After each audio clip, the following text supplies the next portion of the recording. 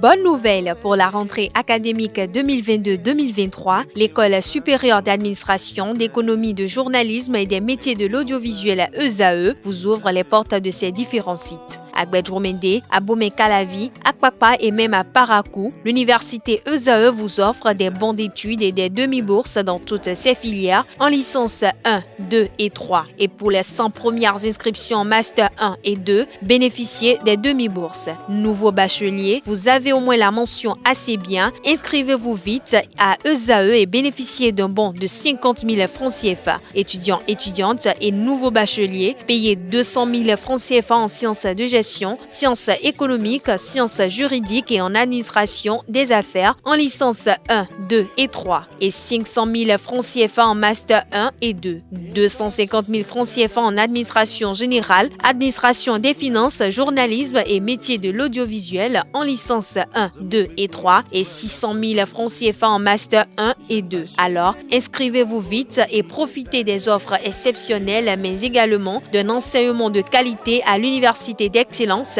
ESAE. Infoline 90 93 65 21 ou le 98 98 14 00. ESAE, l'excellence a un nom. L'invité de ce matin, ce Free Matin, comme je l'annonçais dans le sommaire, je reçois pour vous le professeur David Kofi Aza, qui est prêtre de fin, président du Conseil national des cultes endogènes du Bénin. Bonjour à vous, professeur. Bonjour. Alors, nous revenons à nouveau sur la thématique abordée le mercredi dernier. Quelques internautes ont réagi, ont posé quelques questions. Par exemple, je vous énumère quelques-unes au volet. Quelle main pour les libations? Quelle main pour se laver? Quelle est la relation entre le porc et le jambon? Parce qu'il y a des types de jambon qui sont plus élaborés. Il y a moins de sensation de porc. Quel est l'ordre pour la prière matinale, à savoir l'utilisation de l'eau, de la boisson forte et autres? Est-il bon de secouer son éponge dans la douche? Est-il bon, juste après un bain, de retourner dans la douche? L'huile rouge, pourquoi est-elle interdite? La consommation du liam, quelle est sa relation avec un initié au fa? Voilà, en autres, quelques questions pêle-mêle récoltées par et là. Nous allons d'abord répondre à ces questions-là avant de poursuivre. Alors, quelle main pour les libations? Pour les libations, c'est la main gauche qu'il faut toujours utiliser pour les libations, parce que c'est la main au fait de l'invisible. La main gauche représente l'invisible, la main droite représente le visible. Donc, pour faire une libation à une divinité, il faut utiliser la main gauche pour faire la libation. Pour faire la libation. Ok. Et lorsque peut-être celui qui fait la libation a envie peut-être de boire le reste d'eau ou de boisson qu'il est en train d'utiliser pour la libation, quelle main lui utilise? Il utilise toujours la main gauche. Toujours la main gauche parce qu'il est en train de faire une libation. Oui. Alors, pour se laver, quelle est la main? Pour se laver, on peut utiliser les deux mains, mais a priori, on utilise la main droite pour pouvoir laver les impuretés, les mauvaises vibrations sur le plan physique. Sur le plan physique. Donc, la saleté qu'on a sur le corps, la sueur, tout ça sur le plan physique. Mais pour un bain beaucoup plus spirituel, donc pour laver, nettoyer l'esprit et l'âme, on utilise la main gauche. On utilise la main gauche. Donc, les deux mains peuvent être utilisées en même temps au cours d'un même bain. Alors, au cours du bain, les membres gauches sont lavés d'abord avant les droits, ou sont les droits qui sont lavés avant? Il faut toujours commencer de la droite vers la gauche. Toujours de la droite vers la gauche. Toujours. De la droite vers la gauche. Alors, par rapport... C'est-à-dire de visible vers l'invisible. Du visible vers l'invisible. Voilà. Donc, quand on se réveille, du visible vers l'invisible ou bien de l'invisible vers le visible? Quand on se réveille, c'est de l'invisible vers le visible. Parce que quand on dort, on bascule dans le monde invisible. Maintenant, quand on se réveille, c'est qu'on quitte le monde invisible pour le monde visible. Donc, quand on se réveille, c'est le pied gauche à terre d'abord? C'est le pied gauche à terre et après le pied droit. Après le pied droit. Alors, nous parlons de l'ordre pour la prière matinale. On demande l'eau, la boisson forte, la sucrerie. Quel est l'ordre? L'ordre, c'est d'abord l'eau. Oui. Puis après, la boisson sucrée. L'eau, c'est pour symboliser la paix. La boisson sucrée pour symboliser l'abondance. Mais la boisson forte pour la protection. Parce que la boisson forte est utilisée pour permettre aux entités d'en disposer, de s'enivrer contre les persécuteurs, contre l'ennemi, contre les mauvaises personnes. Contre les mauvaises personnes. Donc c'est pour la protection. Alors, est-il bon de secouer son éponge après une douche? C'est sans importance. C'est sans importance. C'est même mieux de bien presser et de débarrasser de l'eau, y compris de la mousse qui est dedans, pour pouvoir la mettre apte à recevoir également notre bain. à recevoir notre bain. Alors, l'éponge doit-il être séchée dans la douche ou dans un bocal? L'essentiel, c'est qu'il ne faut pas conserver l'éponge avec l'eau de bain. Donc, mettre dans un bocal, l'éponge peut ne pas sécher. Donc, le mieux, c'est de mettre l'éponge dans une disposition où elle peut suinter et puis l'eau pourra partir. Au bout de quelques heures, elle peut sécher. Elle peut sécher. Donc, merci pour ces précisions-là. Alors, on nous parle de l'huile rouge et du porc. L'huile rouge d'abord. Pourquoi l'huile rouge constitue des... Parce que au fait, quand on demande les interdits qu'on prescrit, c'est une question de taux vibratoire énergétique. C'est-à-dire que l'huile rouge véhicule des vibrations qui constituent des antagonismes vis-à-vis de l'énergie de la Dame Nature, donc de Segboli-Sa, et les divinités afférentes à Segboli-Sa. Quand je dis les divinités afférentes à Segboli-Sa, c'est-à-dire que nous avons par exemple le serpent qui est affilié à Segboli-Sa. Là, on parle de l'Issadan. Et donc, ce Lissadan, ce serpent qui est affilié directement à Segboli-Sa, respecte deux noms. Les noms liés à Adam et les noms liés à Segboli-Sa. Quels sont ces noms-là? Déjà, Segboli-Sa ne supporte pas l'alcool. Il ne supporte pas l'huile rouge. Les dérivés du palmier à huile. En fait, le palmier à huile constitue un antagonisme pour Segboli-Sa. Il ne supporte pas les dérivés du palmier à huile. Donc, le sorabi, le vin de palme, l'huile rouge et toutes ces dérivés, au fait. Donc, il faut respecter. Segboli-Sa ne supporte pas les bouillies fermentées. Donc, quelqu'un qui est directement lié à Segboli-Sa est obligé d'éviter de boire les bouillies fermentées. Mais ce n'est pas que la bouillie est interdite. Elle peut boire des bouillies non fermentées. Mais pour ceux qui nous suivent depuis l'étranger et qui ne connaissent pas les différences entre bouillies, quelles sont les bouillies fermentées selon vous? Bouillies fermentées sont des bouillies dont le pH est très élevé. Donc, qui contient un taux d'acidité élevé. Parce que Segboli-Sa ne supporte pas l'acidité. Est-ce qu'il y a des bouillies qui sont naturellement fermentées? Non, c'est une réaction chimique liée aux céréales qui sont utilisées, au fait, pour que la bouillie soit fermentée. Donc, c'est une réaction chimique. Mais nous avons des bouillies non fermentées. C'est tout comme on prend la bouillie d'amidon de tapioca, par exemple, est non fermentée. La bouillie du riz est non fermentée. La bouillie du son de blé, les quakes, c'est non fermenté. La bouillie de la poudre de Costa est également non fermentée. Donc, il y a plein de bouillies qui sont non fermentées qu'on peut utiliser. Et en dehors de ça, il faut également reconnaître que Segboli-Sa ne supporte pas le rouge. Tout ce qui est rouge, et la moutarde également, qu'elle soit importée ou locale, ce n'est pas bon pour Segboli-Sa. Donc, déjà, le Lissa veut qu'on lui respecte ça, mais un serpent qui est lié à l'Issadan, un Lissadan est obligé d'obéir à ce même principe. Mais il y a des dents qui n'obéissent pas à ce principe. C'est comme Aïdo Wado, par exemple, c'est comme Poueda Dangwe, par exemple, il y a des Poueda Dangwe qui consomment même de l'huile rouge. Mais il est dit généralement dans nos coutumes que le serpent ne consomme pas le gombo. Est-ce que... Le serpent ne consomme pas le gombo. Je parle d'abord de ce qui est lié à l'Issa. Alissa, ok. Maintenant, le serpent en lui-même ne supporte pas le gombo, ne supporte pas le porc, le crabe rouge, le poisson silu, par exemple. Oui. Je crois qu'il y a une variété de poissons ici que nous appelons Salomon. Le serpent ne supporte pas. Le serpent ne supporte pas le mil, le sorgho. Également, noufi, c'est-à-dire que ce qu'on a préparé hier et aujourd'hui, on n'a pas réchauffé. Vous savez, le serpent ne consomme jamais un animal qui est mort. Jamais. Il tue sur place et il mange sur place. C'est un ou nous obé. C'est ce qu'on vient de préparer. Un peu comme le lion. Voilà, c'est ce qu'on vient de préparer, c'est ça qu'ils consomment. Donc, parfois, on interdit à ceux qui sont sous l'influence de serpent d'éviter même de manger wakoli. C'est-à-dire qu'un aliment qu'on a recyclé, tout ça, donc d'éviter de manger ça. D'éviter de manger cela. Alors, avant de revenir à nos questions du jour, on parle également du porc et du jambon. On estime qu'il y a des types de jambon qui existent en Occident qui travaillent autrement le porc et on les retrouve dans les... Moi, je suis un peu sceptique par rapport à ces choses-là, le jambon et tout ce qui va avec, parce que parfois on dit que c'est au volaille, jambon, saucisson, tout ça, on dit que c'est au volaille, mais ils mettent toujours du porc dedans. Et vont dire que c'est au volaille. Vous allez consommer ça parce que vous ne consommez pas le porc, mais c'est que volontairement ou volontairement, vous êtes en train de consommer le porc. Mais est-ce qu'à ce niveau-là, est-ce qu'il y a une connotation accentuée comparativement à celui qui allait dans une charcuterie comme on a l'habitude? Non, c'est que une fois que vous avez consommé du porc, c'est que vous avez consommé du porc, que ce soit en petite quantité. On doit faire attention à ces choses-là, à tout ce qu'on consomme, quoi. Même si on nous dit, parce que vous savez, l'industrie agroalimentaire en Occident est telle que l'industrie ne peut pas se passer du porc, en fait. Donc, il y a toujours. Ici, de quoi il est question ici, c'est une question également de taux et d'énergie vibratoire. Le porc, c'est un aliment très proche de l'homme.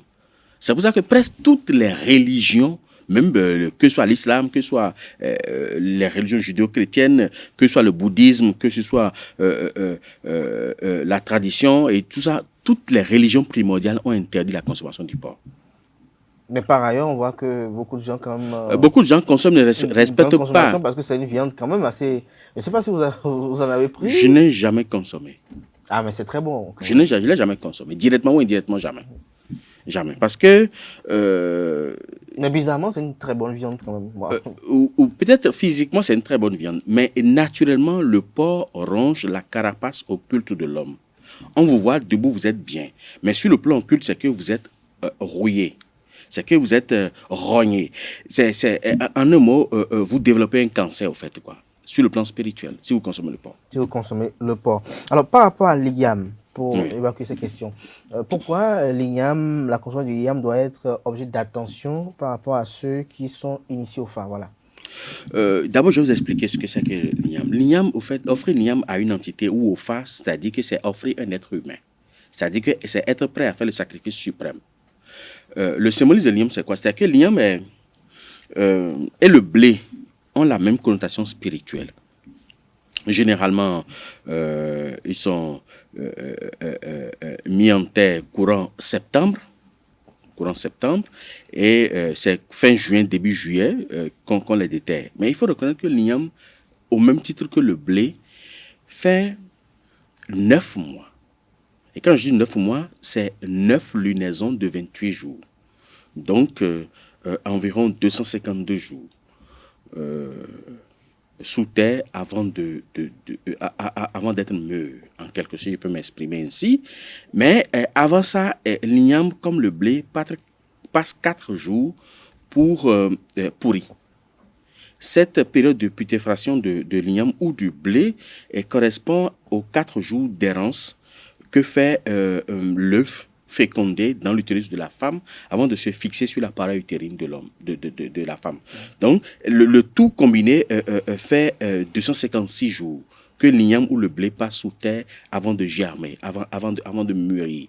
Et c'est pour ça que nous avons, dans notre tradition, cette attention-là pour démontrer à l'invisible que nous sommes prêts à faire le sacrifice suprême, donc nous sommes prêts à offrir l'igname. Et offrir l'igname, la connotation spirituelle, c'est que nous sommes prêts même à sacrifier un être cher pour le phare ou pour la divinité. Ce qui fait que quand la nouvelle récolte d'igname, nous l'avons courant fin juin et mois de juillet, tout au plus, on offre ça au phare avant de commencer par consommer soi-même.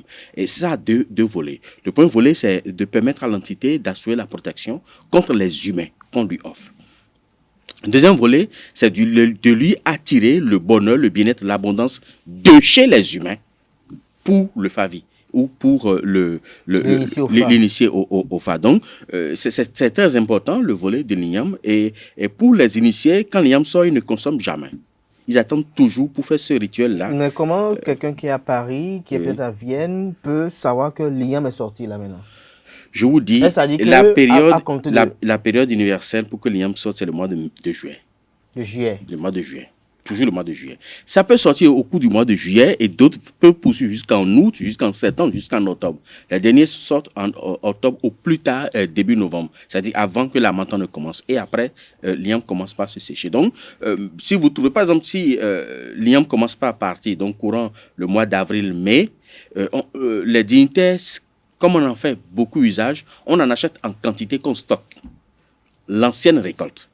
On stocke pour pouvoir continuer toujours à utiliser ça pour les entités jusqu'à ce que la sortie de la nouvelle récolte Niam et le rituel soit fait pour qu'on puisse avoir accès à la nouvelle récolte. Donc ça veut dire que on peut consommer l'Iam jusqu'à juin. Même toute l'année, si c'est l'ancienne récolte.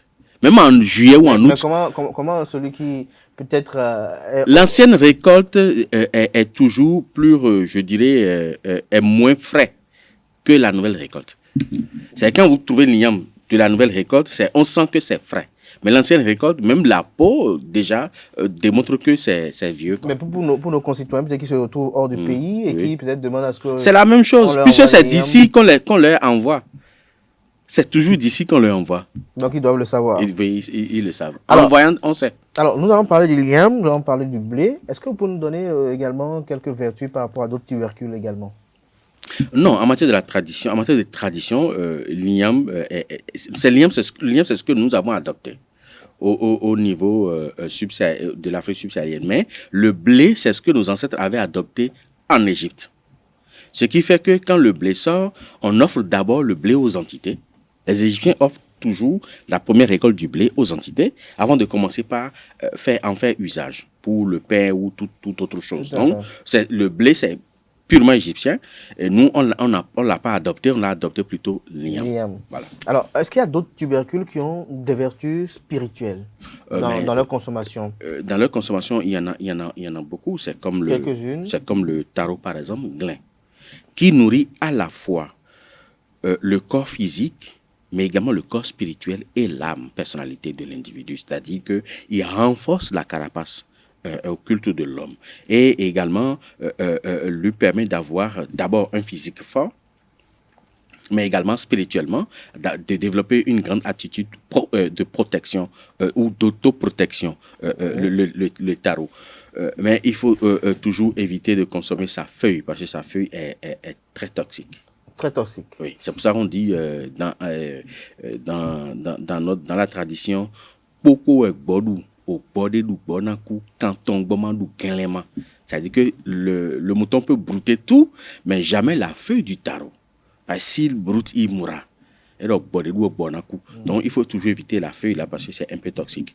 Mais en dehors de ça, il y a également une autre variété d'igname qu'on appelle Khelou. Khelou, c'est une variété d'igname. Quand ça pousse à cet endroit, sur environ 3 à 4 mètres de rayon, il développe des lianes d'épines qui sont cancérigènes. C'est-à-dire que quand ça vous pique, c'est que si vous ne vous soignez pas dans les 24 heures, avec une forte dose d'antibiotiques, vous allez développer de gangrène au niveau de vos pieds. C'est une variété qui assure également la protection. On appelle ça Khelou. Et à part ça, nous avons également d'autres variétés. Il ne faut pas oublier que le manioc, souvent on le néglige, est très puissant en matière de substances anticancérigènes. Donc, c'est une variété de tubercules qui permet de lutter contre le cancer. Le manioc. Mais là, il faut consommer ça frais. Le manioc frais? Frais. Il faut consommer ça frais. Et à l'état nature. C'est-à-dire que vous prenez le manioc, vous enlevez la peau et puis vous consommez ça directement. Ça se consomme naturellement comme ça, sans que ça ne soit préparé. Et également, c'est très puissant en matière de production de liquide séminal, de liquide prostatique. Ça renforce qualitativement et quantitativement la prostate. Ça empêche même, ça lutte contre l'adénome de la prostate. Et également, ça lutte contre la sécheresse vaginale de la femme.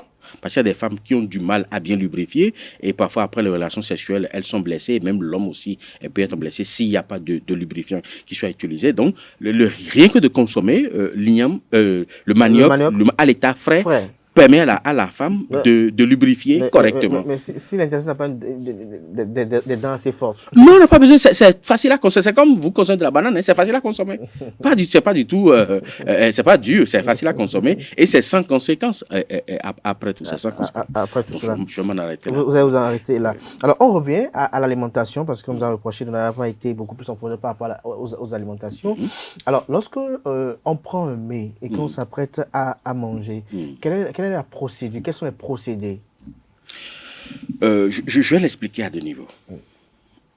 Si c'est un initié, un haut initié qui veut manger, quoi qu'en soit l'endroit où il se trouve, il prend une première portion, ça peut être une toute petite quantité, et il met de côté.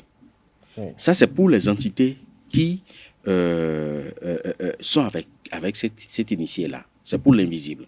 Et là, après, il peut consommer. Mais quand il finit de consommer, il finit jamais son plat. Ne finissez jamais votre... Même si vous n'êtes pas un initié, ne finissez jamais votre plat. Même si c'est un tout petit bout, laissez ça dedans pour dire merci aux entités qui vous protègent. Même si vous croyez en un Dieu, pour dire merci à ce Dieu-là qui vous protège. Ça fait un. Deuxième chose, les roses initiés, quand ils mangent, ils évitent de beaucoup parler. C'est très important. Ils ne parlent qu'en présence d'un haut initié comme eux. Mais si c'est en présence d'un néophyte, ils ne vont pas vous adresser à la parole. Ils vont vous écouter, mais ils ne diront rien jusqu'à ce qu'ils finissent de manger. Pourquoi? C'est un concept qu'on développe au sein du couvent. C'est un concept qu'on développe au sein du couvent parce qu'au moment où vous mangez, vous ne mangez pas seul. Il y a des entités qui sont avec vous. Et en ce moment-là, il faut éviter de perturber la quiétude de ces entités qui vous assistent ou peut-être qui attendent que vous finissiez de manger et qui vont prendre le dernier, le dernier morceau. Et c'est très important parce que juste un tout petit morceau regroupe encore toute l'énergie de tout le plat que vous venez de consommer. Et en dehors de ça, je pourrais dire sur un second volet pour le citoyen lambda, avant de commencer par manger, même si c'est chez vous, même si c'est en 2 secondes, dites merci à la nature de vous avoir permis d'avoir accès à cela et demander à cette nature-là de faire tout pour également en donner à ceux qui sont dans le besoin, mais qui n'ont pas la possibilité d'en avoir. C'est très important. C'est une manière de dire à l'invisible, quand vous dites merci à quelqu'un, c'est une manière de demander davantage. Et il faut toujours préciser que cela ne me manque jamais. Que je sois toujours dans cette abondance-là. Ça fait un. Deuxième chose, même si vous n'êtes pas initié, peu importe votre credo, chaque pain quotidien, quand on parle de pain quotidien, c'est chaque repas que vous avez, chaque pain quotidien que vous avez est l'œuvre de 2 personnes. De la nature et de celui ou de celle qui a agencé cela. Or, n'importe quel individu qui se met dans une certaine posture à la cuisine pour préparer, il met de son énergie. Il met de son énergie. Et à partir de ce moment-là, il faut tout faire pour être en harmonie avec celui-là. Si vous avez par exemple l'habitude de manger dans un restaurant, il faut éviter d'avoir des soucis ou des querelles avec la personne, parce que si vous le faites, évitez alors de manger son mets. Sinon, ça vous empoisonne. Ça vous empoisonne. C'est pour ça que nos aînés, quand il y a des difficultés à la maison, quand il y a des soucis à la maison, et que on ne règle pas, on refuse que personne ne mange. C'est-à-dire qu'on s'assoit, on va régler le différend. C'est la même chose pour votre épouse. Parce que votre épouse qui rentre en cuisine pour préparer, elle prépare avec amour. Mais s'il y a des situations de colère, elle va préparer avec amertume. L'amertume là va transparaître dans cette nourriture. Et cette nourriture, au lieu de vous faire du bien, va vous empoisonner. Pas que vous allez mourir du coup dès que vous allez consommer. Non. Mais ça vous ronge à petit feu. Et ça peut vous créer des soucis sur le plan matrimonial, sur le plan sentimental, même avec d'autres, dans votre relationnel. Ça va créer des soucis sur le plan professionnel, sur le plan économique et également beaucoup d'autres choses. Donc, si vous êtes en désharmonie avec votre épouse, de grâce, qu'elle ne prépare, éviter de manger. Ou alors régler d'abord le problème avant qu'elle n'entre en cuisine pour préparer. Parce que tout mets que la femme prépare pour son mari, elle y met soit de l'amour, soit de la haine. Elle y met de la haine s'il y a une tension qui couvre et que vous évitez de régler. Si ce n'est pas réglé, je vous en prie, ne mangez pas. Il n'y a pas de honte à cela et il n'y a pas de je suis gentleman, je suis non. Si vous mangez là, vous consommez du poison. Vous consommez du poison. Alors, professeur David Kofi Aza, nous poursuivons cet entretien. Tout à l'heure, vous avez dit que il y a des divinités pour lesquelles c'est proscrit du rouge. Alors, est-ce que celui qui a le rouge qui est proscrit ne doit pas manger tout ce qui est rouge? Cela le riz au gras, le couscous au gras, non, le ragoût au gras. Non, pas du tout. En fait, c'est pour ça que j'ai dit que c'est une question de taux vibratoire alimentaire. C'est-à-dire que, peut-être on va parcourir peut-être la décade divine. C'est-à-dire que quand je parle le cas de Boko Legba, si quelqu'un est influencé par Boko Legba, il doit éviter tout ce qui est isotonique, tout ce qui est excitant. Et cela lui permet d'être en harmonie avec les gens. Et si c'est un homme, ça lui permet d'éviter par la suite la faiblesse sexuelle. Si c'est une femme, ça lui permet d'éviter des conflits à l'intérieur de son foyer. L'isotonique, c'est des boissons énergétiques. C'est des boissons énergétiques. Il doit éviter ça. Si quelqu'un est lié à ces c'est comme on vient de le dire, il doit éviter tout ce qui est rouge et éviter la consommation de l'huile rouge. Mais cela ne veut pas dire qu'il ne va pas consommer du riz gras. Non. Mais du riz gras à l'huile rouge, non. Riz gras à l'huile rouge, non. En fait, c'est l'huile rouge qui est proscrite. Mais par contre, de la tomate ou bien du piment, mais à l'exception du piment long et rouge. Le piment long et rouge, celui qui est lié à Lissa doit éviter, même au même titre que celui qui est lié à Hebioso, doit également éviter ça. Maintenant, quand on descend au niveau de Milona, le Milona ne supporte pas tout ce qui est odeur. Et quand je dis odeur, mauvaise odeur. Mais les parfums sont bons. Les parfums sont bons. C'est pour ça que ceux qui sont liés à Milona ne doivent pas consommer du poisson pourri. Donc, l'envoi, la moutarde, qu'elle soit locale ou importée, mais on ne supporte pas. Elle ne supporte pas tout ce qui est mal. Parce que c'est une énergie matricielle, c'est une énergie de fécondité. Donc, c'est une énergie féminine. Il ne supporte pas l'énergie masculine, donc l'énergie active. Donc, on ne peut pas consommer un bon coq bien rouge Non, si vous êtes influencé par Milona, évitez de consommer tout ce qui est coq, tout ce qui est mouton. Mais la chèvre, oui, la poule, oui. C'est très important, sinon ça crée une désharmonie énergétique dans votre corps. Et de petites indispositions sanitaires surgissent, et surtout au niveau du sang. Parce que on a élogé au niveau du sang. Et quand vous consommez les animaux mâles et vous consommez la moutarde, vous allez développer des infections et les maladies liées au sang, telles que le diabète par exemple, telles que l'hypertension artérielle par exemple. Maintenant, quand on vient au niveau de Sapata ne supporte pas tout ce qui est tacheté. Parce que lui-même, il est tacheté. C'est pour ça qu'on demande aux gens d'éviter la consommation de la pentade, de la pèderie, de la girafe, de la panthère, mais également du papaye. De la papaye. Et également, il faut éviter tout ce qui est poule tachetée. On appelle ça coclo quincon. Tout ce qui est poule tachetée, que ce soit coq ou poule, il faut éviter la consommation. Il faut éviter la consommation des céréales grillées. C'est comme le maïs qu'on met sur le feu, qu'on grille par exemple. Sapata ne supporte pas. Il peut manger le maïs cuit. Le maïs cuit, bouilli à eau, il peut consommer. En dehors de ça, il faut également dire, mais là, il y a également nos techniques de négociation sociale à ce niveau. Si vous êtes lié à Sapata et que vous ne pouvez pas consommer le maïs qui est directement grillé sur la braise, on prend le maïs dans sa feuille et on met dans la braise. Et là, c'est la feuille qui permet de cuire le maïs. Et ça dépose même une variété d'arômes très spécial dessus. Et quand vous consommez, c'est très agréable. C'est très agréable. Voilà. Maintenant, en dehors de ça, le Sapata ne supporte pas tout ce qui est lié, par exemple, à la maladie. Parce que c'est lui-même qu'on appelle Sapata à Zonsu, c'est-à-dire que le patron de la maladie. Donc, si vous êtes lié à Sapata, si vous fréquentez un milieu où on soigne de la maladie, arriver à la maison, il faut vous purifier. Comme les hôpitaux. Comme les hôpitaux et tout ça. Et il faut rappeler que c'est l'énergie qui contrôle la variole, la varicelle, le rougeole et tout ce qui va avec, quoi. Et après, nous avons Tohosu. Tohosu interdit la consommation de tout ce qui est amphibien. Donc, quand je parle d'amphibien, je parle de l'hippopotame, par exemple, je parle du caïman, je parle de la grenouille, je parle du canard, et tous les animaux amphibiens, il faut éviter la consommation si vous êtes influencé par Tohosu. Et quand on revient à dents, c'est, comme on vient de le dire, hein, le crabe, les poissons les poissons sans écailles. Voilà. Tout poisson sans écailles, si vous êtes lié à dents, il faut éviter la consommation. Il faut éviter le porc également, le crabe rouge. Maintenant, si c'est un serpent blanc, il faut éviter l'huile rouge. Si ce n'est pas un serpent blanc, ce n'est pas un problème. Il faut éviter le coq rouge. Non. Si c'est un serpent blanc, il faut éviter juste l'huile rouge. Voilà. Et le port des habits rouges. Maintenant, si c'est toujours le serpent, il faut éviter le mil, le sorgho, le gombo. Voilà, il faut éviter ça. Et maintenant, si c'est hebioso, il faut éviter la consommation du bélier, du poisson silu. Le piment long rouge, il faut éviter ça pour le hebioso. Et surtout le bélier, c'est très important. Mais il y a une variété de hebioso qui nous est venue du Ghana et du Togo qui consomme le bélier. Mais le hebioso que nous avons ici ne consomme jamais le bélier. Il ne consomme jamais le bélier. Le agbo.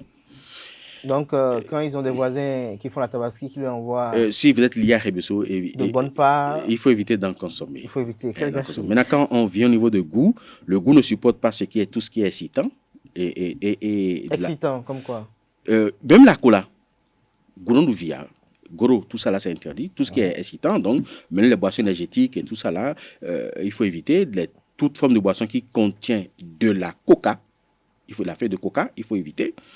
Et également, il faut éviter le gombo pour le goût. Si vous êtes lié à goût, vous ne pouvez pas consommer du gombo. Maintenant, quand on descend au niveau des jumeaux, et là, c'est les primates.